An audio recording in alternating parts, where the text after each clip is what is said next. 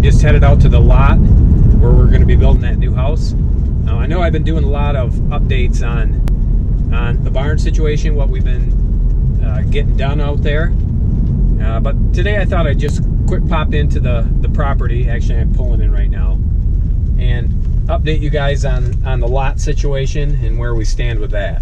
Okay, so there has been some progress made out here. Okay, so let's back up just a little bit. Where that big black pile of dirt is out there, that's roughly where the old house used to sit. In fact, if you want to watch that video, you can see it right there. So what the excavator did was put some of the black dirt that he stripped off where the new house is going to go right here, and he just put a pile there. He put a pile back there and another pile right along here. Then he also stripped some topsoil off and put it over in this area. So basically what he did was he left this area open. This is where the new house is going to go, and you can see the sand right there. He's starting to bring in some sand. Okay, so the sand here is piled up about 4.5 feet.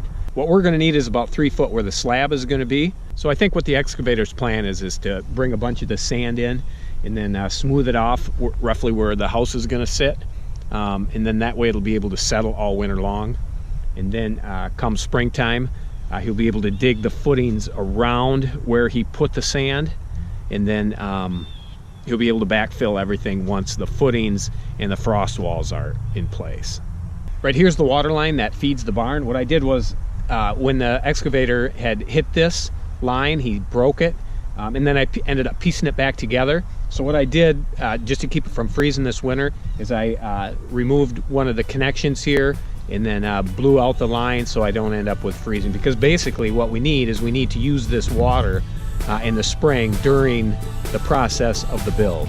Quite a while back I also did a video on setting this temporary pole, so we are good to go with power here. Got the outlets right here that the contractors will be able to use. Okay, so these two bushes right here were here when the house was still there, so I'm going to do a before and after shot so you can see where the house was in relationship to these bushes.